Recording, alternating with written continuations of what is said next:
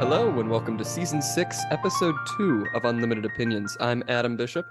I'm Mark Bishop. And we are, of course, reading James Hitchcock's History of the Catholic Church, this time getting into the first full chapter, talking about the church's beginnings at Jerusalem. A very interesting chapter that really kind of seemed to focus more on the theology of the early church rather than their actual history. At least that was sort of my opinion. Maybe you have different opinions, different unlimited opinions. But that's sort of what I got. I enjoyed the chapter. I thought it was interesting. It's a different layout for a book than we're used to. It's very much more of a textbook than I think the last few books, even though a couple of them that we've read have been pretty much textbooks, but it feels very cut and dry sometimes, but I kind of like that. I agree with the first half of your comment, and I disagree with the second half. Really? I don't know if I'd say it's more cut and dry, but it did talk about the early philosophy, but I think that's important to kind of lay the foundation of some of these fundamental concepts at the very beginning of the church, to kind of have to go into that a little bit, because a lot of that's going to come into play in later philosophical arguments and hierarchical structure debates and that kind of stuff. True. I need to say at the beginning of this episode that I am surly.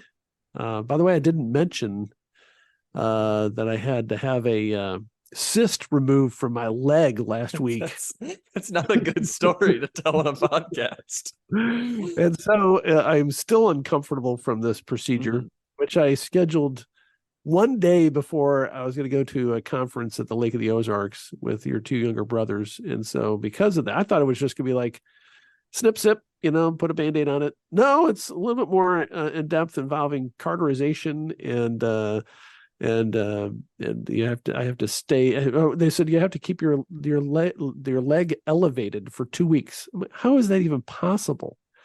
I'm not going to be immobilized. I'm not that flexible. I can't have that thing when I'm going places or doing things. So that was kind of a bummer. I stupidly scheduled that right before I was going out of town. But I was aggravated because I was taking your younger brother's tubing. I got to rent a pontoon boat. I'm going to completely just monopolize this podcast. Yeah, no, that's fine. Stuff. And I was thinking, well, that's a kind of a bummer because I haven't gone tubing in a while. I'd like to get on that tube and have them pull me around and fly around. If anybody doesn't know what tubing, Google it. But I think everybody should know that. And then, you go side to side and you bump around and you fall off the tube. Fun.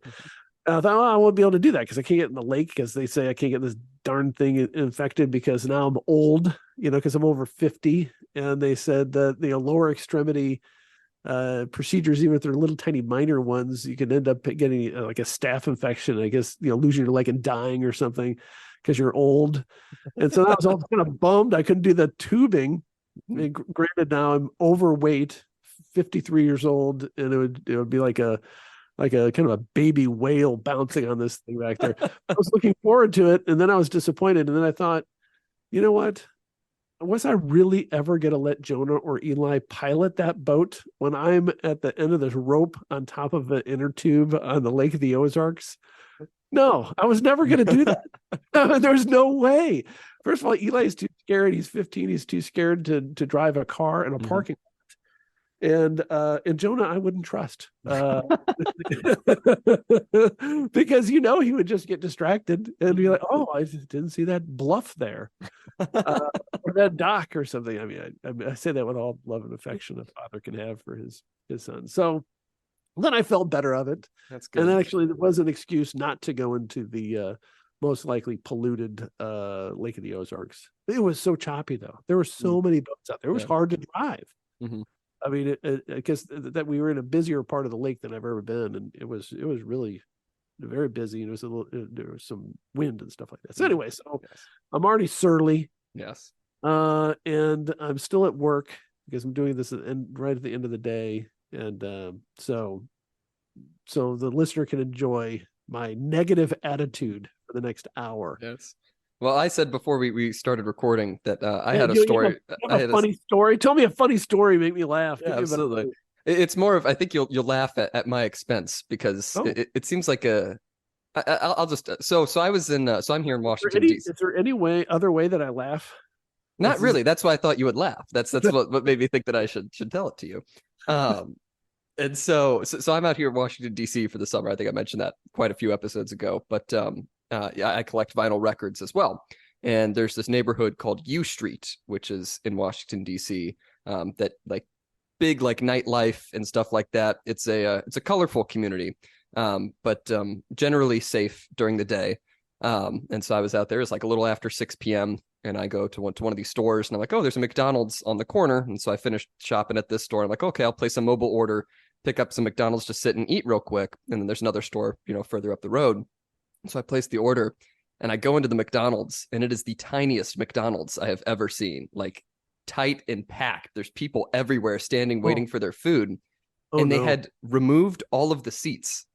There were no chairs in the whole thing. And they evidently used to have a booth lining one of the walls in front of the tables. But they took out the whole like seat part, but there's still like the back cushion is attached to the wall. So at one point there were chairs. And I'm guessing they did that to keep people from like loitering or like in there. Yeah, from being in there. Get out, you dangerous weirdos. We cannot trust you to eat your McDonald's inside our store. Oh my God. But the thing is, that didn't stop anybody. Everybody just goes in there and they sit on the tables instead of tables, instead of on chairs. They still have the tables. The tables are still bolted to the ground. So I guess they couldn't remove those. So people are sitting on the tables, gathering in this McDonald's. And so it's not like a bar where you have these everybody standing around a table, like they're taller tables. They're sitting on the they're regular like chair level tables that you would sit down and eat at. So it's completely inconvenient to eat there. But everybody just sits on the tables and everybody's loitering anyway. There's big signs that say 15-minute limit inside the building, but everybody just sits there anyway. And they have the bathrooms blocked off too. Not only do they have massive padlocks on the door, but they have moved all of the trash cans in the building to block the entrance to the bathrooms. So that's another detail there. And so I get my food and I go over to stand at one of the tables and eat my food, which was a mistake. There's two mistakes there. What was the order? $10 or less? Man, for $10, you should just walked out. That's true. You could have canceled the order somehow. I'm like, you should just kept moving, but you survived because you were here today. But please continue. Well, so the reason I stayed inside the McDonald's is because there were a lot of people outside of the McDonald's as I walked in asking me for money, and so I didn't want to walk out, with my food in hand. And so I stood there and ate my McDonald's.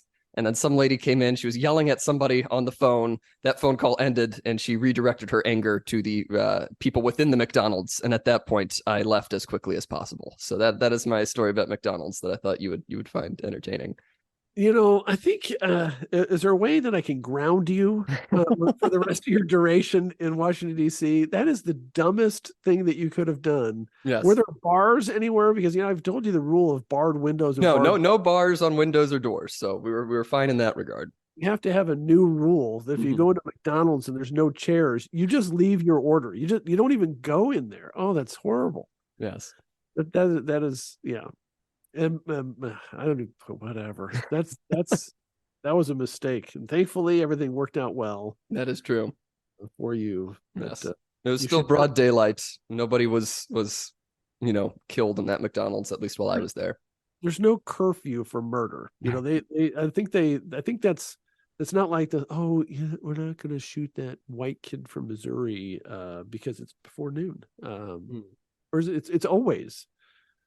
It's always after midnight to some people. That's good advice. All times of day or night is after midnight to some people. Yes. Depending on what time. You know what I'm saying? Yes, I do. I do know what you're saying. No concept of an appropriate. It's not like, well, I was going to rob that bank, that convenience store, but I have to go to work in a half hour, so I'm not going to. That's not. All right. Any event. That's a great, and that's not a funny story. There's no punchline there. I thought you would enjoy it. I really kind of didn't. I apologize. I'm your father. I don't think you forget that I'm your father, and I worry about you that you're in Washington, D.C. That is true. So far away. I don't even want you going to St. Louis County, let alone St. Louis City or Washington, D.C. But yes, I understand. Thankfully, you are safe and safely ensconced right now at a university. Yes, that is true. It's a little bit worse. more safe than that McDonald's in the sketchy neighborhood. Yes, that is true. We should probably get into the actual book. I was going to segue into speaking of dangerous locations and dangerous times. Let's talk about the beginning of the Christian church, the Catholic Church. So the author, as you mentioned in your introduction before, we both got sidelined with our, I think, stories of frustration and rage. I would have been angry if I were you. I'm angry. You know, I was at our, I'll just tell another story. I was at our Express Mart, just down the street from our house. You know where that is, by the movie theater, kind of. Yes. And I'm going in with Eli. We're just going to get like just a couple of things of candy. And this guy comes up to me, and I got my kid with me, obviously. And this is a small store. He comes up to me and he says, "Hey, man, can you help me out? I've got like $9 in my Cash App and blah, blah, blah."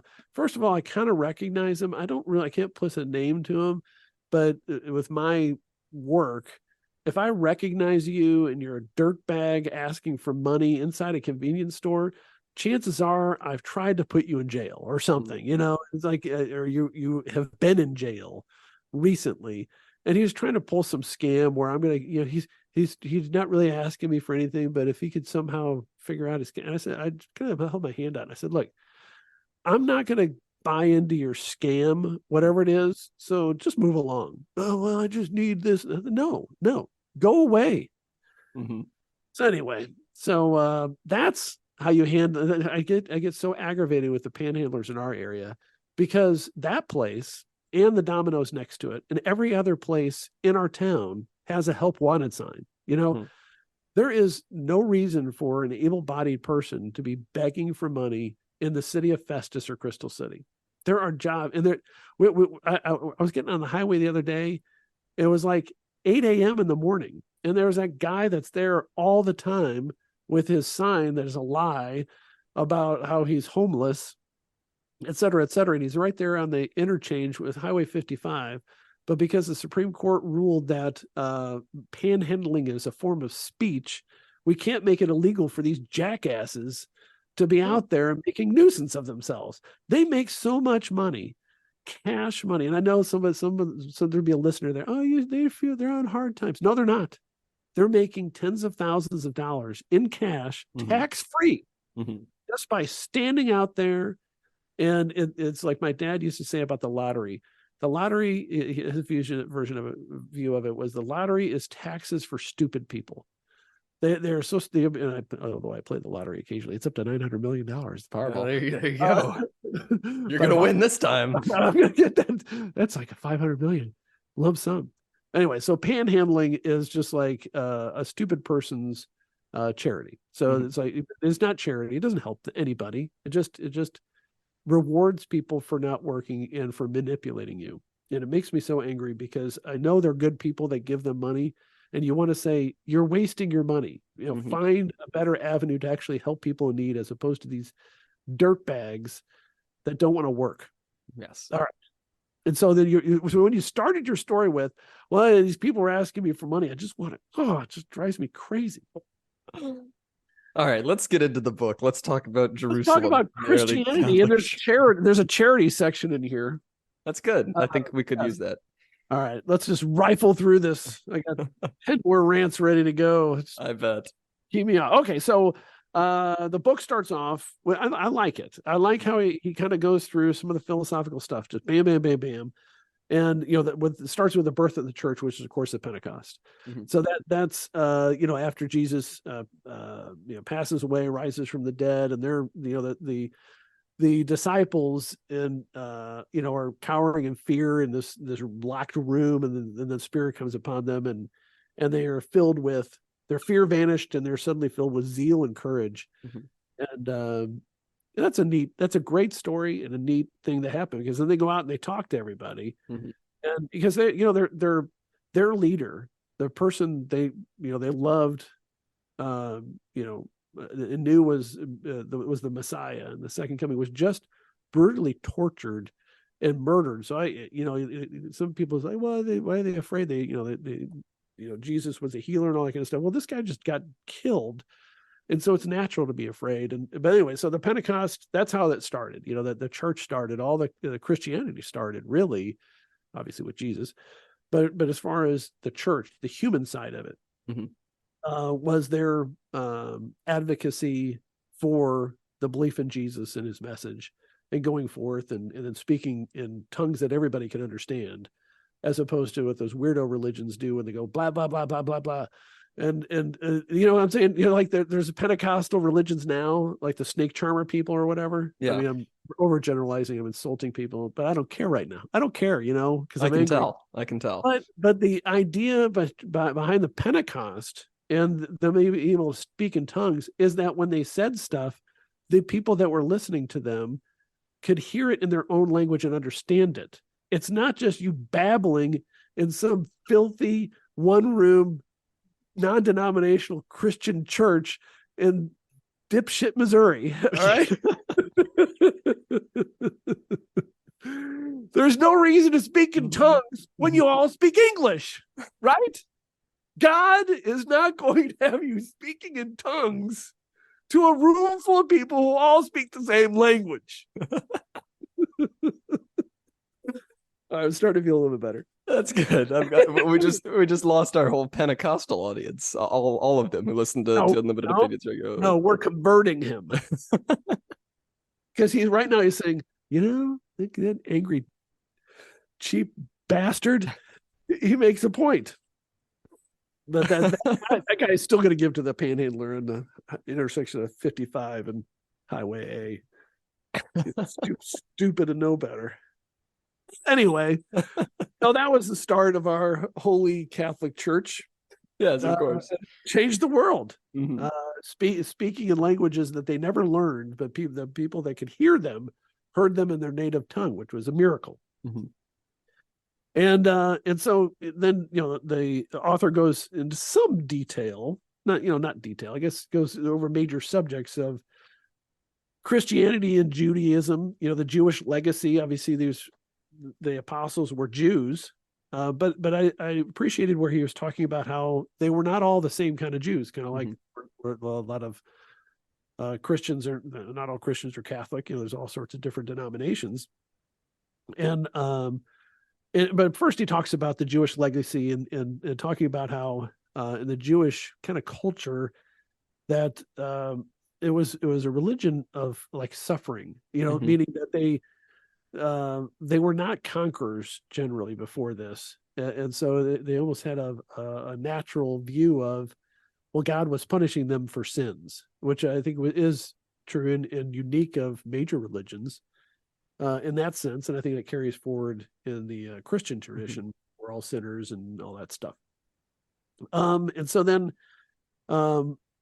that flows through to that Jesus is the fulfillment of those Jewish hopes for this Messiah that's going to come, this anointed one, and the fact that Jesus had with him as his initial disciples is which one was it? The Simon, was it Simon? The second Simon that was a zealot, right? I'm trying to remember. I believe so. Yeah, so Simon the Zealot and had representatives of these different factions among the disciples, which is interesting. That he chose these people that had different flavors of Judaism, and that some people, of course, thought that Messiah would be a political savior, a great warrior prince that was going to conquer their enemies, as opposed to just a philosophical religious figure that would conquer the world and conquer sin and redeem everybody in the kingdom of heaven as opposed to on earth. Which leads to Jesus and his relationship with the Jews. I don't know, you can interrupt me anytime. I want to touch on that idea of the Jewish legacy there, what you were kind of talking about with the uniqueness of sort of the Jewish religion and later the Christian religion, in terms of it being like a religion of poor people. Essentially, God's people were poor while his enemies were kings, that sort of idea, which I think is all the more compelling for why Judaism and then Christianity is so unique, especially at this time with a lot of the polytheism around the world. It was so much more transactional. It's like, okay, I do this for this God gives me this in return. So it's just like this idea of the people who had these really widespread religions and these really like the religions that lasted the longest were always the most powerful people, right? But you see with the Jews, they're like the least powerful people everywhere they go. They're in slavery like half the time, and yet the religion survives up until the time of Jesus, and then the widespread growth of Christianity there. So I think it's that point that you made about it being unique among major religions, and then leading up to Jesus. I think it's a very important point to make. Yeah, and in that era, pre-Christianity, what all those major religions, it was, God was, if you were believing the right God, that God had strength and would endow those things to you. It's almost like a talisman or a good luck charm or something like that. Like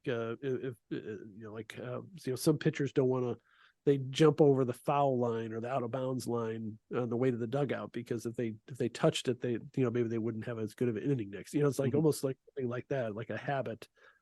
But somehow the gods of fate would reward you. So if you give $5 to that panhandling multimillionaire at the corner, you'd have a better day later. There we go. Are we just going to keep coming back to this throughout this whole episode? Yes, absolutely. Okay, good. I'm glad. As your mother likes to tell me, well, that's bad karma. That's bad karma and I don't flip them off. Yes. I think about it. I think about rolling down my window and saying, "Get a job." Well, because they're frequent flyers. Yes. He's not always on his way to out of state to get, to go home. He's been here for 6 months. Okay. If he was going from one overpass to 20 miles down the road to another overpass and onto some destination, he would have some credibility. Anyway. Yes. So then we talk about Jesus's relationship with Judaism and the Jews, and there's a discussion of the Sadducees who did not believe in a personal resurrection. They cooperated with the Romans. The Zealots, got the name of zealotry from their actively opposing the Romans, and the Pharisees, who believed in resurrection and a strict ritual observance, and they were like the observant Jews, if I understand it correctly. I'm no expert on the Jews of that era, but the book notes that Jesus's relationship with the Pharisees were especially crucial because of the subtle, easily misunderstood ways in which he both affirmed the Jewish faith and enjoined his followers to go beyond it. The central issue of the law, the different practices of Judaism, that would eventually be resolved by St. Paul, and that's discussed a little bit later in the chapter. That always was, I thought, a fascinating. Of course, I'm a lawyer, so it was always a fascinating discussion or issue that Jesus talking to those Pharisees, and they're all experts in Judaism and the law, and how subtle he is in discussing those, even up to when Pontius Pilate is questioning him about, well, do you say you're the king of the Jews, that sort of thing, and he maddeningly just says, "You say so." Oh, yeah. You said it. That's what you said. Jesus was really the first person who originated the office joke of "that's what she said." That's what you said. Said it to Pontius Pilate. That's what you said. That's so true. That's a great point, Dad.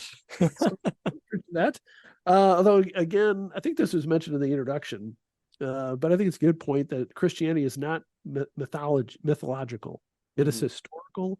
And they really did in the Gospels mention specifics as far as the who, what, where, and when, who held office at the time, the 15th year of the reign of Tiberius Caesar, the location of his sermons, where these things were happening and what cities. So it's a historical religion, which is also very much different from the mythologies of other major religions, in that they're more ethereal, timeless, I guess you might say. But this is a real person who lived in a real place and did real things. And so it is different. And that's mainly in the first three Gospels. And then the Gospel of John is more philosophical with extended theological meditations on major issues. And the author opines that, that was perhaps because it didn't become clear to his followers until they had meditated on his life and teachings for some years after his passing and resurrection. So, I think it's, good points to be making about, okay, this is how it's kind of going along. There's a foundation of the Judaism, and those issues and the relationship of Jesus with the Old Testament teachings and the Gospels and all that. And so It talks about Jesus being the promised one. That he was an ascetic, ascetic. Mhm. Aesthetic, Uh, yes. Not I mean, aesthetic. That's like something that looks nice, like yes, aesthetically pleasing, or the look of something. ascetic is like in his case, which was fasting, Mhm. prayer, Yes. lack of wealth, a certain lifestyle, Mhm. if Yes. you and that he really wanted his followers to follow in that path. And but above all, he warned his, as the author says, he warned his hearers to repent their sins and accept forgiveness from his loving Father in order to escape eternal fire and receive eternal life. And of course, modern day people want to forget about the eternal fire part of it. Mm-hmm. Just act like he's just some happy clown in a parade handing out candy. You like that reference? That's a good metaphor, or simile, I guess I should say. That's a good one. But I do think that's good to point out, is that and there's a lot of people today. It's just like Jesus is the guy who was nice and kind and didn't judge anybody, and that's just literally not true. I've also heard that said that well, the sort of idea of, well, Jesus was just some Jew. He was just some guy who was part of the Jewish religion. He wasn't really anything special. And yeah, he was a Jew, but he was also critical of the Jews. He was like, okay, yeah, no, you're right, but you need to do more. It's not just this, and we'll get into the idea of the old law and the new law a little bit later, but it's what we were talking about earlier. So, it's something needs to be done to expand this. It's not just the very strict, here's what you do here and here and here and here of sort of his ancestors. It's a new law. It's the new covenant, et cetera, et cetera. Well, and I think he's oddly enough underappreciated. Let's leave the God thing out Mm-hmm. of it. Certainly, Jesus is the most profound political philosopher and religious thinker in history. Really? He was revolutionary. Mm-hmm. I mean, he was a revolutionary among revolutionaries. He lived in a time of Roman conquest, of universal slavery. I mean, not that everybody's a slave, but his slavery was everywhere. Mm-hmm. And he was telling his followers, if someone strikes you, turn the other cheek. There was nothing more revolutionary and, quite frankly, almost absurd with that philosophy at that time. Is there anyone in history that had a more revolutionary, almost counterintuitive, but also simplistically brilliant philosophy other than Jesus? I mean, if he was just a dude, he was the most brave and most brilliant political philosopher ever, in my opinion. I've never thought about it like that. It's a good point. Well, there you go. You come for the insults of the homeless. You stay for the praise of Jesus Christ. Should I put that right underneath our title in every single podcast we upload from here on out? Yes. Maybe we should put that on a shirt. That's a good quote for next time, whatever we end up doing. That's something you want to wear around town. Well, it's actually not true, because I'm not criticizing the homeless, because that guy has a house. But it's anyway. All right, moving along. So he has a discussion of Christ the King, and during the Roman occupation, the discussion of how they had a political situation set up where the Romans were really brilliant, and I think in the future, this is a controversial political subject, but I think that America going forward ought to really think about, if we're going to be adventurous in foreign affairs, we ought to really look at how the Romans did this, which is, you conquer a people and you have a certain amount of force there, but you leave it to the locals to administer the populace, like they did in Israel at the time. So they had the puppet King Herod, who is the Jewish king, but they also had the Roman procurator, right? The proconsul, I guess, Pontius Pilate. That was the real power in the area, but that's how the Romans were able to conquer such a vast swath of the world, the known world at the time, was that they allowed certain factions of the locals to do the day-to-day management of the population. And ultimately, as we all know, that Pontius Pilate, finally, I think it seemed like reluctantly concluded that it was prudent to cooperate with the high priests. And, high priest who warned him that Jesus was a subversive and he might, cause a rebellion. Mm-hmm. But it always, I don't know why it bothers me, and it shouldn't, but that Pontius Pilate is the only one named in by name in the creed, that we say at mass every week. Why are we calling that dude out? I mean, it seemed to me that he was like, I think he went out to the crowd a couple of times, and he's saying, "Hey, you sure you don't want this other guy who's like a murderer freed rather than this, hippie? Kill the hippie," which I can sympathize with at times, but but like the crowd gets all riled up, and it seems like, I don't know. It just is, I don't know why he, among all of the people, are really highlighted by name in our mass. Every mass, every mass said throughout the world for how many years, centuries, Pontius Pilate is named by name as the person who he was handed over to. Yeah. I think we've talked about this before on the podcast, and I think I threw out that idea that it was like, again, what we were talking about with like the historical nature of the religion. It's like, this is a marker of, this is a thing that actually happened. This happened to this guy, this legal authority at this place at this time. We don't believe, again, in this mythical, God who was sentenced to death by some, unknown entity or some other mystical being. No, but he was sentenced to death by, a civil leader, essentially. Yeah, you make a good point, but they should have named like, I don't know. I guess Herod. Well, that, or the chief priests, because I don't remember any of the names. Caiaphas, I think, was the chief priest. I think you're right. I believe. See? He should have been in there. There you go. Because he was another known person at the time. But that's true. So that's always, I don't know why I think of that every time. I gotta get past it.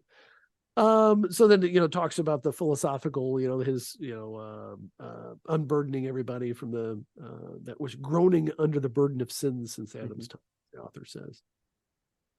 The early doctrine, which I wonder if the early doctrine would be more true, more accurate, more pure, or less pure, because they haven't had enough time to think about it. That's debate, I'm sure, that will rage throughout this book. But he mentions the first angels and devils, and that the early Christians certainly believed in angels, Michael, Gabriel, and Raphael, and that there were devils and demons, and that of course Jesus got demons out of people and during his life, and but it also talks about legions of devils under Satan's command, many of whom Jesus cast out, and in a sense the world does belong to Satan, the earthly thing, but nobody can be coerced by either side, but eventually Satan will be vanquished by God. And it talks about the early rite of baptism, which includes the exorcism of evil spirits from people. And I don't think we have that same concept outside of horror movies or pop culture, that there are actual demons and angels and stuff. I think I think it's still Catholic teaching that they exist, but it's just out of like pop culture, ideology, I guess you're saying. Well, when's the last time you heard a priest talk about angels actually being around? That's true. Yeah, no, I see what you're saying. I thought you meant that it was just not church teaching anymore. Like that's. And by the way, when's the last time you heard a priest at mass say, "Hey, you know what? If your first marriage didn't work out, you're not supposed to marry again"? That's true. They're cowards, really. Well, according to Dr. Austin Freeman, we should pay more attention to works on angelology and stuff like that, because he believes that it'll become a bigger topic of discussion in the future. At least according to our brief interview with him a couple episodes ago. I think he's right, because there are going to be more and more demons going around, and we're just going to have to acknowledge that they're among us. But I digress. So what else do I want to talk about that? talking about, after the Jews rebelled against Rome 3 times in the first and second centuries. I think that it was around that time that they destroyed the temple and put a temple to Jupiter, I think, on that location. And so that he talks about prophetic and apocalyptic elements of the early church philosophy, that the end times are coming. Better get ready. And of course, no discussion of the early church is complete unless you start talking about Paul, which is a great advocate for more church organization in the spreading of the message. And of course, he was previously known as Saul and was a persecutor of the early church members until he, was struck. Was the road to Damascus, I guess, and converted after seeing Jesus, and became really the philosopher in chief of the early church, advocate for church teachings and all that. Although I'm still, I know you've had a long time grudge against Paul's letters being in the Bible. So it's just weird to hear you praise Paul. That was interesting. Well, no, I mean he's a great historical figure, and he did wonderful things. I don't have a problem. I just question it's just a question. Why are his letters in the Bible? They're different than any other book in the Bible, I think. Suppose.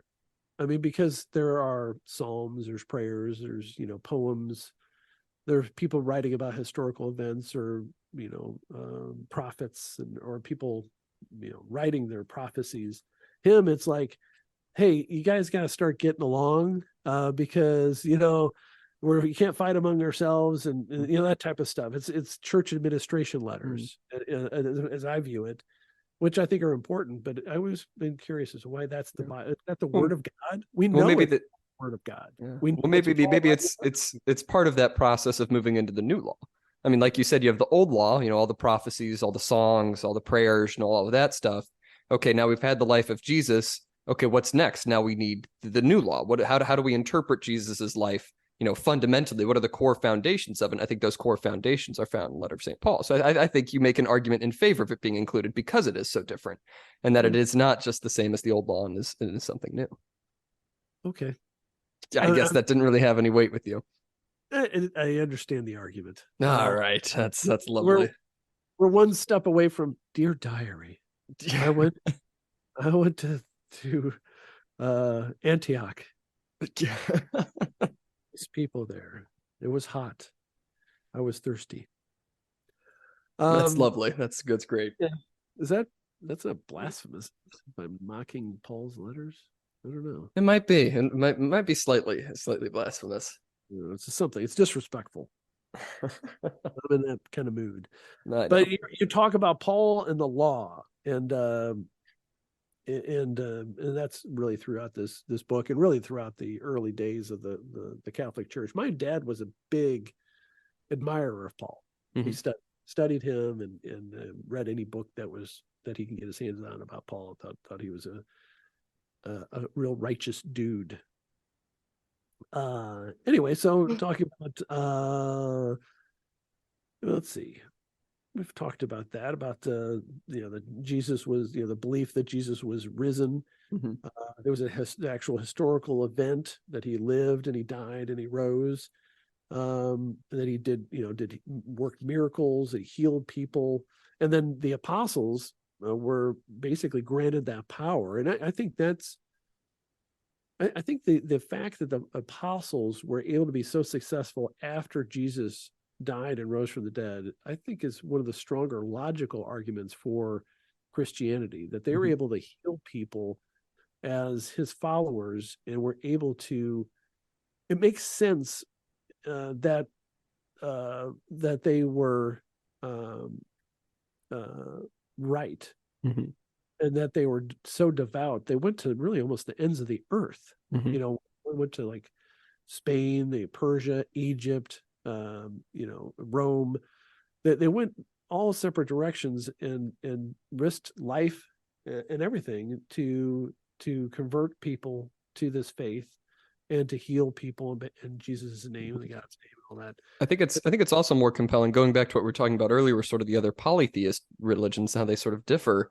But it's, Jesus, the story of Jesus, if you're telling it to somebody who believes, in these big mighty gods, rule the skies and whatever, Jesus was a guy who died on a cross. He was crucified. That's like the punishment for prisoners. So imagine being these guys, and you're like, okay, I have to go tell these people who believe that they worship, the sky god who controls the sky and the thunder and the rain and the lightning, that our guy was crucified and died, like a criminal, right? That's not compelling to anybody who doesn't actually genuinely believe in this, right? Yes. If the disciples didn't really believe that Jesus died and then rose from the dead and then ascended into heaven, they would not have gone to these lengths to go all across the world to say, hey, our guy was killed like a criminal, like a common criminal in Rome. Right. Yeah. Agreed. That is true. And so then there's a discussion of the Christian life and the Eucharist, and Paul admonishing people hey, this isn't a party, Yeah. The Eucharist, this is really a sacrament. And then we kind of segue into that. Okay. The earliest Acts of the Apostles, you can see that they're starting, as the author calls it, the embryo of the Catholic sacramental system was present from the beginning. The baptism, of course, is one of them. The Eucharist, which was just Last Supper. That Jesus had the power to forgive sins, and his apostles did too in his name. And then the anointing of the sick, that's another sacrament. So all those. And then also I want to throw in there confirmation and holy orders by nature of the laying on of hands. That's something that goes directly back. And of course, that's how they brought new bishops in. I think that's touched on a little bit later, but that's also how we're confirmed into the Catholic Church as well. Yep. Yeah. And then we talk about that in just a little bit, I guess. I don't know why he separates that out, but the next little section is the deposit of faith, which is really talking about finally writing down. I mean, originally is an oral tradition, and they had, certainly were following Jewish traditions initially for the early converts who were Jews prior to the Christianity, and then they're kind of almost like a sect of Judaism. They view themselves as still being Jews, but it's like Jews plus. It's the new hit streaming service right up there with Disney Plus, Amazon Prime. You have Jews Plus. That should be our the next church. So we're going to change the Catholic Church to Jews Plus. I think that'll go over well. All the Judaism, but more sacraments. Yeah. So then, there's a nice discussion of, the Spirit, the Holy Spirit, and the charismatic church, where they're proselytizing, they're converting people. And it is kind of, there's a discussion of, there was between Paul and Peter, kind of Peter acting under his authority as kind of like the delegated head of the apostles. But they would discuss things and try to come to some sort of consensus or agreement as to, okay, what are we doing here? What are our beliefs? How are we moving this thing forward so that we don't have any heretics, which are false believers, people that are saying they're followers of Christ, but they're often some sort of tangent or whatever. And the early Christians, as far as the New Testament, after that's written, they viewed the New Testament and Old Testament as just part of the same book, and it's a unified church. And of course, the Jews that don't maybe would believe Jesus is a prophet or something different, of course, don't view the New Testament as part of the Bible, or Torah. Yeah, Torah. But then, there's a little brief discussion of like early ecclesiastical offices, that were not, there's a little discussion there, but first starting with the 12, and then the designating 72 disciples beyond them, the original 12. And then I'm trying to remember who replaced Judas Iscariot. I forget man. That's a good one. I'll look it up while you're talking, and I'll find the answer to that. I forgot the name, but because they had the 12 based on the 12 tribes of Israel, they had 12 followers or disciples, and then they go off, as I talked about earlier, and several of them just go off and they never returned. They went off and James to Jerusalem, was at Jerusalem. Peter, for a time, was leading a group at Antioch. They went here and there and hither. And so, that when you talk about like bishops, those are really seems like more of a creation of Paul, when he's trying to organize these groups and trying to correspond among all of them. He's going from one place to the other, but he's sending letters back to the previous group, trying to kind of cajole them and keeping them in line, which I value Paul's letters. I just thought it was a curiosity that his letters to other early Christians are in the Bible. I just thought that. What's the name? The one who replaced Judas was Matthias. Matthias, yes. Not a name you hear about. No, not really. Also regarding people, the apostles going off to all parts of the world. One of the other interns that I'm working with up here is an Indian Catholic. So he was raised Hindu and later converted to Catholicism. And I didn't know this, but there's actually a big, relatively speaking, a big Catholic population in India. And then a lot of them moved up to like Chicago, Illinois. And so there's like a whole sort of sect or sort of a rite of the Catholic Church called the Syro-Malabar Church, which is the Indian rite. And they trace their roots all the way back to Thomas, who traveled there. And then he's kind of explained to me some of the history of it because I didn't know anything about it.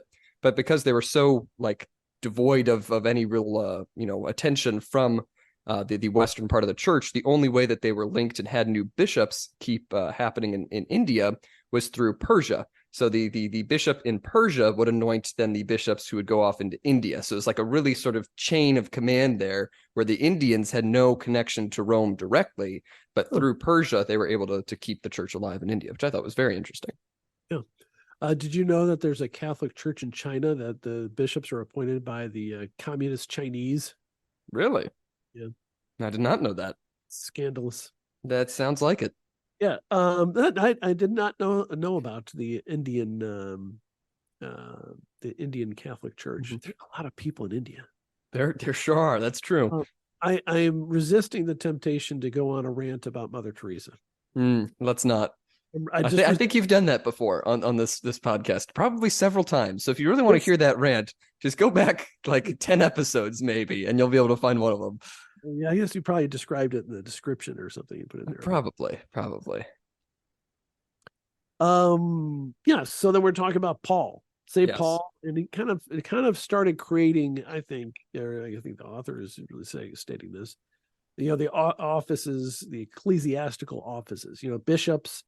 Where the first letter to Timothy, Paul referred to the office of bishop, which overseer, which we are, right? Because we're bishops. Yes, of course. Anyway, so and those bishops would be under the direct supervision of one of the apostles initially, and then you have priests that are they're below that, I guess you'd say. Presbyterioi, which is a Greek word that means priest. Presbyteroi, yes, that's close. You're close enough. So I guess there's some logical basis for Presbyterians, whatever those are. I don't know what a Presbyterian is. Yeah, I'm not entirely sure all of the details of that Protestant branch. I think there's a Presbyterian church in Columbia, Missouri that had some left-wing sign out the other day I was passing through. Well, that's good. They were a certified climate something or another. Oh, there you go. And I thought that's the only sign they have out front. It has nothing to do with Jesus, but they were very proud of their climate stuff. That's good. Good for them. I'm so proud. There's a guy who was mowing their grass with an electric, not battery powered, but an electric corded lawnmower. I don't know if I've ever seen one of those. It seems like a risk. Like if the cord somehow got in front, he'd suddenly be, without a lawnmower. My dad had one years and years ago. Really? Yeah. They're difficult because you have to deal with that cord. The cords only go so long, and you have to make sure as you're going back and forth, you don't run over your cord. It's like vacuuming, but worse, because you could just completely destroy the cord and like not have a lawnmower. Oh, and electrocute yourself and blow up. Yes, exactly. Yeah. So this guy was with one hand pushing this lawnmower back and forth, and the other hand he's like dealing with this cord. It was inefficient. But chances are some of that power is coming from a coal fire plant in the state of Missouri, but that's neither here nor there. But more likely, I guess, that location coming from the Callaway nuclear power plant. There you go. But I digress. So then their deacons would be below priests, right? And at one point, the apostles chose 7 deacons or servants, kind of establishing a new office below them. And then below everybody are the women. No, I'm just joking. Obviously, the women are very prominent in the Gospels in their own right, but not as formal disciples. They're the first ones to discover Jesus' tomb was empty. Of course, they stayed with him through the Passion of the Christ and what do you call it? Him being crucified. I think of them as a little bit more brave for doing that, but then I guess they might not have been seized and arrested because they were women. I don't know. I don't know the answer to that, but certainly they probably wouldn't cared. They didn't hide from the relationship with him, and to all the better. And there's a discussion about how widows had a special status and duties in the church, early church. And I remember there's one of the letters, Paul's letters was talking about. I don't know if it's in the book or not. There's a discussion. The Greek Christians were complaining about that their widows were not getting the same level of care as the Jewish Christian widows, and he had to kind of put that fire. I thought that was referenced in here, but if it wasn't, there's one of the Paul's letters. It's like, hey, you got to treat everybody the same. We're all on the same side. So, and there's discussion about people being discouraged from remarrying even after widows. There's a lot of discussion about the propriety of marriage and celibacy and the more segue into that the moral life. And I'm not a proponent of the current Catholic Church's prohibition of priests marrying, because I think it's just created more problems than it solves. I think that's really the only way out is through because like we just had a reform in the St. Louis area. Well, now you don't even aware of this. So like our parish is now Good Shepherd, Sacred Heart, and Our Ladies. Oh, so wow. the only masses, because there's only so many priests. So the only masses at Our Ladies are now 5 p.m. Saturday and 9 a.m. Sunday, period. Wow. You want to go to a different time, you got to find the priest over at Sacred Heart or out at Good Shepherd. Wow. I did not know that. I think they have 3 masses at Good Shepherd, but I think I don't know why, but there's only so much time in the day, and there's only so many priests that are gay enough to be ordained now, I think. So joke. Our last priest is a great guy, and he's being reassigned, of course, because they think it's very wise to have priests spend no more than 5 years in a parish. So as soon as they actually know the lay of the land, they can remember everybody's names. Out you go. You go to a new parish, because that's of course how you want to encourage people to be priests. Rip them out of all of their friends and co-workers every 5 years, because that's a successful career as defined by no one. But anyway, so do we want to talk any more about marriage and the moral life? I like what he says. Marriage is the only place where legitimate sexual activity could take place. There were specific admonishments against the pagan practice of letting babies be put out to die for exposure. Goes back a couple of thousand years, right there for the abortion lobby. They are not the forward thinking people that they think they are. They are pagan, evil people. Anyway, go ahead. That's good. No, I wanted to point out one of the points that he has here about Paul's injunction: wives, be subject to your husbands, and husbands, love your wives. Because that's one of the things I see all the time. That's like Christianity hates women. Christianity is sexist from the beginning. Everybody, we shouldn't be Christians because they hate women.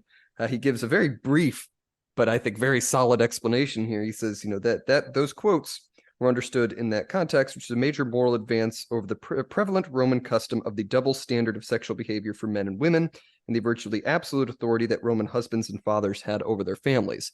So really, it's making people more equal. It's saying, okay, hey, Roman dudes, or people who are in this time period, don't go out and sleep with all the women. love your wives. That is the point of that rule. It's not just, go out and do whatever you want and have absolute authority over your own house and do, anything. It's an injunction to say, hey, you are married to this woman, act like it and stop fooling around with other women. Yes. Agreed. Good point. Thank you. Then there's a discussion of property. Yes. I could see Paul out there selling his tents. He's a tent maker. Mm-hmm. I'm here to get your tents. And also, I want to tell you about God. It's effective business strategy. Well, it is. You get people talking and stuff. That's true. So event, of course, Jesus, several occasions was admonishing people to, give up their property, because if you're really focused on property, it becomes like a god to you, and you have to set that aside, because otherwise it's going to keep you out of the kingdom of heaven, so to speak. Mm-hmm. And it also talks about stewardship, about charity. And there is that story of Ananias and Sapphira, which you never hear about. They sold some land, and they said, we're giving it all to the church. But they didn't give it all to the church. They gave part of it to the church. Still, probably pretty generous. But they were struck down dead, not because they didn't give it all, but because they lied about it. Mm-hmm. And so that's a hard lesson. It is. To administer. And I wonder, would they have gone to hell, or had that just been their punishment? Maybe they could be redeemed. I don't know. But don't lie about how much money you're giving. Just don't give that much, and you'll be better off. If you say, hey, I'm going to give you 20%, you just give the 20%. Yes. Instead of acting like you're better than you are, and saying, yes, I'm giving you 100%, you should thank me. You should, see me as so great and so kind and so charitable, and only give them 20%. I think that's really the sin there. You should definitely acknowledge your lack of generosity. Yes, exactly. That's a good thing to do. But there's a theme of charity, and in the Acts of the Apostles, there's even a quote there: "It's not right that we should give up preaching the word of God to serve tables." Somebody saying that, I'm tired of being a waiter. I'm supposed to be preaching the gospel. Can you guys help me give me support? I'm supposed to be out there at the town square converting people, and I'm going to be out here waiting tables. Who wants my dog? I don't know, but obviously the church's spiritual mission, he says, always takes precedence over her humanitarian service, and that is number one, is what it should be. Mm-hmm. But we'll see. It varies from time to time. Yeah, that's something that I've never understood about like the criticism of like a lot of the Christian or Catholic charities, missionaries, whatever. It's like all the people who get mad at like, these Christian charities who give so much food or so much money to the needy. And they're like, but why do you have to force your faith upon them? Why do you have to tell them that like Christianity's right? And it's like, well, I think if you're providing these vast amounts of, food and money to all of these people who need it, I think you have some entitlement to say, hey, maybe you should also consider our religion. But I've seen people get very mad about that concept, that like, well, you're sort of bribing them with food, or you're bribing them with money, and they can't think for themselves when you give them money, which I think is demeaning to the poor people, the needy people there at the same time. But I've just never understood that argument. Well, and they don't understand the point that the real point is to save their soul. Mm-hmm. The other stuff, it's just a door opener. Yeah, exactly. Just to get you to them. Mm-hmm. To identify them, and really what you're trying to do is to provide the word of God to them so that they become believers. But they don't respect that, and that's because they're weird. Whatever. All right. So then we want to talk about spiritual. So we're talking about charity. We talk about the spiritual equality, that all men are equal. There's a discussion of slavery, mm-hmm. which is a really tough discussion with the Bible, because there is not a condemnation, a full out 100% condemnation of slavery, saying you should release all your slaves. It was really a social, and I guess I'll make a justification for it.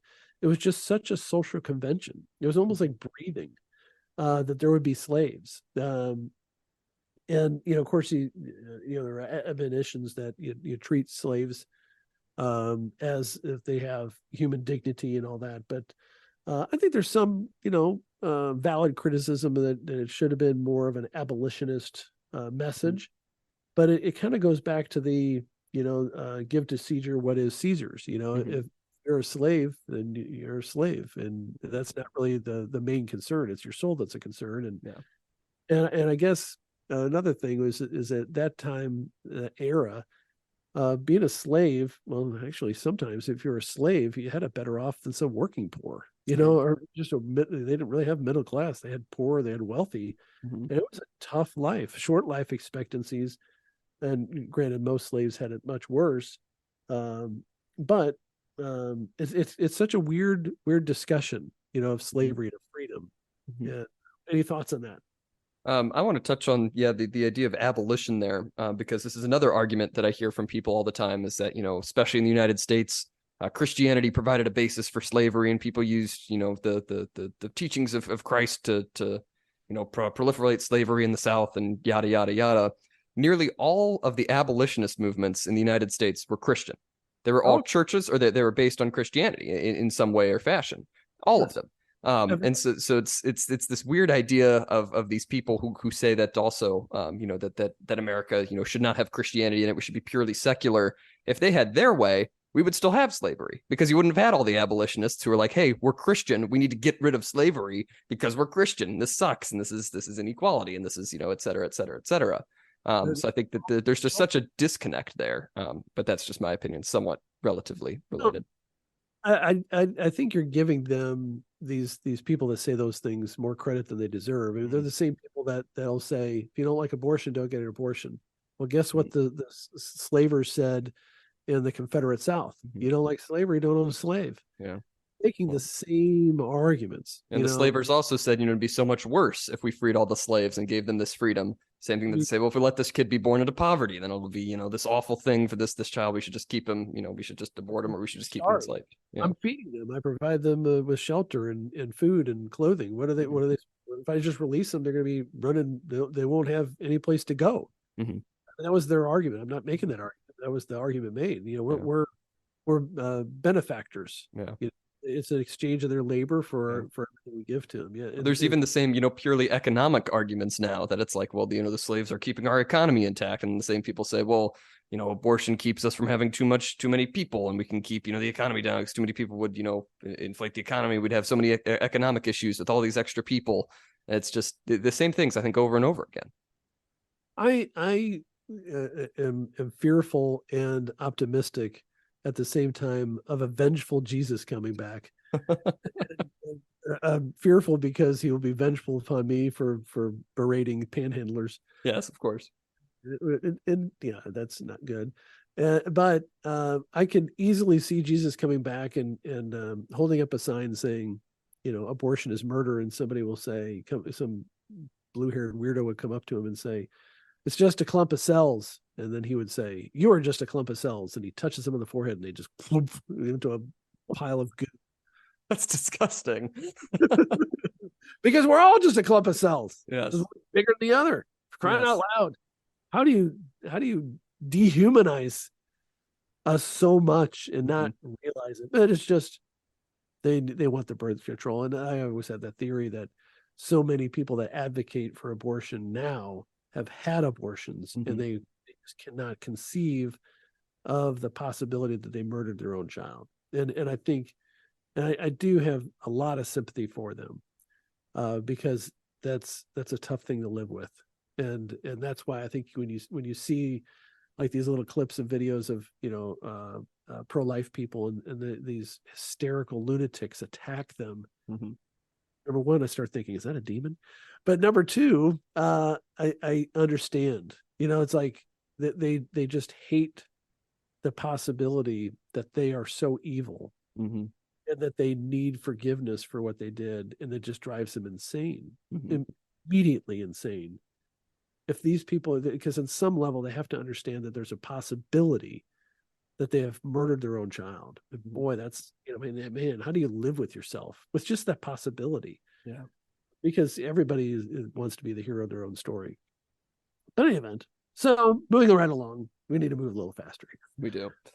Radical conversion is the next section, which goes back to my previous mention about how Jesus was a radical philosopher, because he was a revolutionary in a far deeper sense than any sort of violent revolutionary.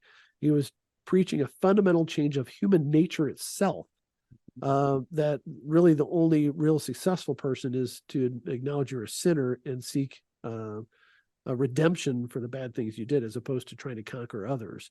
And so that was such a radical concept. Never came before, and everything that followed since is based upon his philosophy and his religious precepts. And then, the early church, there's a discussion of it being pacifist but not pacific. And there's always been a justification for just war theory. And I used to really strongly believe in just war theory, but the older I get, the more experienced I get, I start becoming more and more of a pacifist, oddly enough, temperament and my pits of rage and frustration. But you scream pacifist to me, actually. That's the vibe that I get from you. I am a violent pacifist. Yep. Okay. No, but when you think about war, and you really get to it, you're forcing men, it's men, into a situation that they're forced to kill each other. And it just seems like there are very few situations in world history where you could say, okay, these people were right and these people were wrong. Even World War II was complicated because, it was against the Nazis. Well, yeah, but we also allied with the Soviet Union, who was hand in hand with Hitler. I mean, they had a non-aggression pact, and he supplied Hitler's armies. But then we united with that monster who are already starved to death how many millions of Ukrainians in the Holodomor, sorry.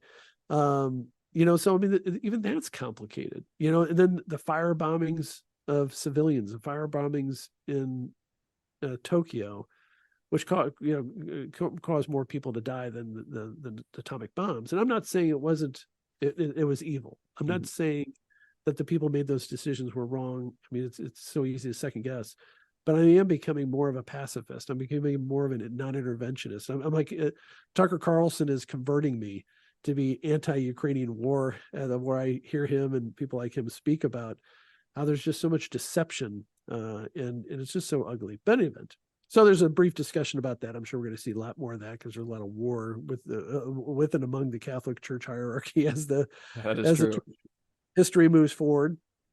And then there's a discussion about the spread of the gospel and the persecution. I think it was James, the first one that they mentioned, was put to death by Herod, and then who was stoned to death? Stephen, who was the first martyr, I think, like out of everyone to die for the Christian faith, it was Stephen. He was stoned to death because he was a little bit maybe so vehement. That's a kind of guy I can respect. And then the conversion of Saul, which you already talked about, and then how he helped spread it to the Greek speaking population, and that the Gospels appear to have been written originally in Greek, which is fascinating. So you wonder. Well, one was written in Greek. The Gospel of Luke was in Greek. The others were in Aramaic, I want to say. Let me double check that. But I know Luke was the only one who was actually written in Greek. All right. Which makes sense because he was later. That gospel was written later than the other three. But in any event, so the original leaders of the church all had Jewish background, but of course that expanded. And I think Paul's unique gifts with the they call it the Jewish diaspora in that Greek speaking and Greek reading and writing world. Those missionary journeys of Paul really were the foundation of the expansion of the church. Peter being, I guess, the titular head of the actual structure itself. Yep. And then, of course, expanding that to that everybody was equal in the church, Jews and Gentiles, which was also revolutionary, especially among the Jews. They're like, who are these Greeks, these pagans, and how are they equal to us? And Jesus' teachings that they were all equal. And of course, that as the fundamental basis for the for the slavery abolitionists.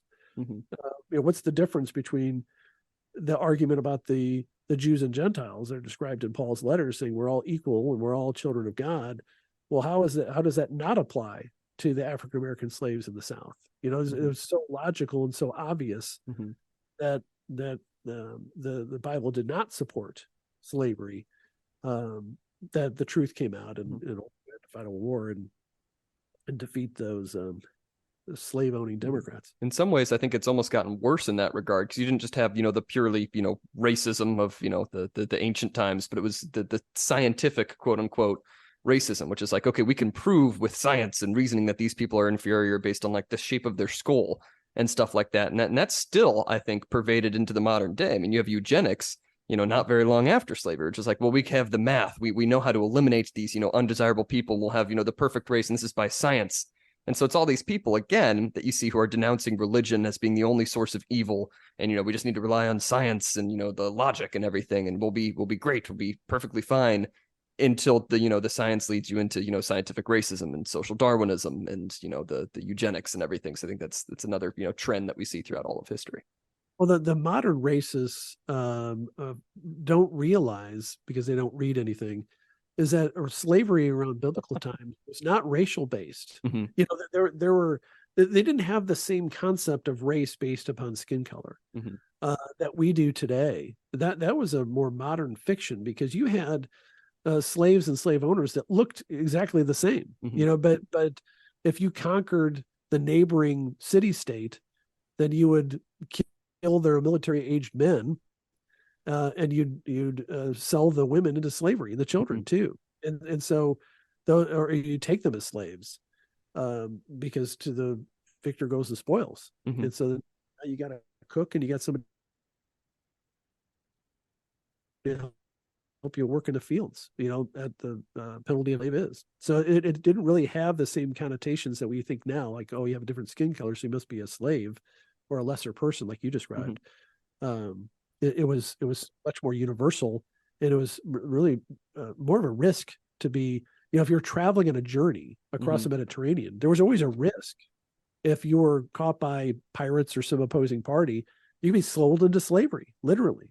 And everything taken from you. And that was a real risk back then, no matter what color skin you were, what your hereditary background was. It wasn't racially based. It was just power based. But anyway, so then we talked about the Jewish Christians, excuse me, that we already kind of talked about. And, James the Greater going to Spain, disciple St. Joseph of Arimathea in Britain, St. Bartholomew in Persia, St. Jude Thaddeus in Mesopotamia, modern Iraq, St. Thomas, as you mentioned, in India, and St. Mark in Egypt. I mean, all these people just going everywhere around the world, very active, very early on. And of course, the Greeks, helping spread that through the Greek speaking world. I guess we could thank Alexander the Great for making those inroads prior to the birth of, I mean, it didn't hurt to have all the Greek outposts all the way through into India. I mean, conquered all the way to India and established outposts all along that Greek-speaking outposts all along that area. All right. True. Any other thoughts about any of that stuff I just kind of blew through at the end about the beginning of the Catholic Church? No, I liked what you said. I think that was a good summary. Very quickly there of just about everything. But yeah, no, I think the point about, again, kind of going back to what we were talking about earlier. But they did go everywhere, and these were not leisure trips. These were not fun places to be for them. They were all killed except for one. Only one of the original 12 died of old age. So it's they clearly believed what they were saying. It was not just some guys who were like, oh, we're gonna get rich and famous off of this. No, they all died except for one who eventually died of old age. They're all killed, I guess I should say, except for one. Yep, they're ballsy, man. I don't know if I can do it. I don't know if I can do it. If Jesus actually came and said, "Follow me," would I do it? I doubt I would. Yeah. Well, they all did it immediately. They dropped their nets and they followed him. Presumably you'd recognize him, but he didn't say, "Hey, I'm the Messiah." Well, they didn't recognize him when he rose from the dead. They thought he was just some other guy that was walking on the road, and they talked to him for a little while. A couple of them, yeah. So I mean, it's such an act of faith, and boy, I mean, they were just walked away from their entire lives, and I mean, Peter was married, walked away from his family. It's pretty ballsy, and because you have to wonder, hey, is this the right thing for my wife and family? You know, to be living as a destitute nomad following this hippie prophet. You know, you have to have doubts every once in a while. Yeah. You know, like, man, we don't have enough loaves and fishes for all these people. How are we gonna feed all these people? Just pass around the baskets. It'll be all right. What? You know, I mean, it had been like, what the what are we doing out here? Yeah. But they did it. You know, it's amazing. It's an amazing story. I mean, it really is. True. That is true. But he was, certainly a revolutionary. That's true. That's true. Do you have any other final thoughts on this chapter, this first chapter of James Hitchcock's History of the Catholic Church? No, I liked it. Well written, very concise, where it needs to be, and I think starts us off the right path to start from the beginning and work our way there forward. I agree. I think I'm looking forward to the next chapter. Just looking at the title of that real quick, the Seed of Christians. So I think generally just continuing where we left off, as you might expect. Going on into more history of the early church, but I'm looking forward to it because early church history I don't really know too much about, so I'm looking forward to that. I feel better. I think having those multiple rants on unrelated topics. That's good. That's good. I'm glad this cheered you up. Some peace of mind. Yes. All right. Well, this has been season 6, episode 2 of Unlimited Opinions. You can, of course, follow us on Twitter at ULMTD Opinions. Again, that's ULMTD Opinions. We'll do some sort of contest eventually for, season 6 and probably combined season 7 t-shirt or some other super high quality Unlimited Opinions memorabilia. Still haven't ordered the shirts for seasons 4 and 5, which we probably do at some point because, it's been probably close to a year now that's been in the making for those, or, the greater part of a year. But that's something to keep in mind. So I can probably do that tonight. Didn't you send me a link? Yeah, like months ago. Yeah. You can resend that link to me. Yes, I could do that. All right. Well, this has been season 6, episode 2 of Unlimited Opinions. I've been Adam Bishop. Still Mark Bishop.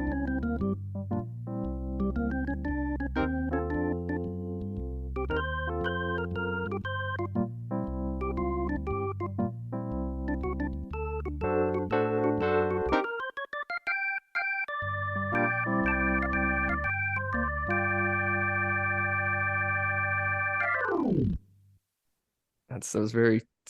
Why did you say it like that? It was very weird. Trying to do some more dramatic inflection. So you saved it for the end. By this point, everybody stopped listening. You say that is not true. That's true. I guess we're like a cult. They will never leave us. That's worrying.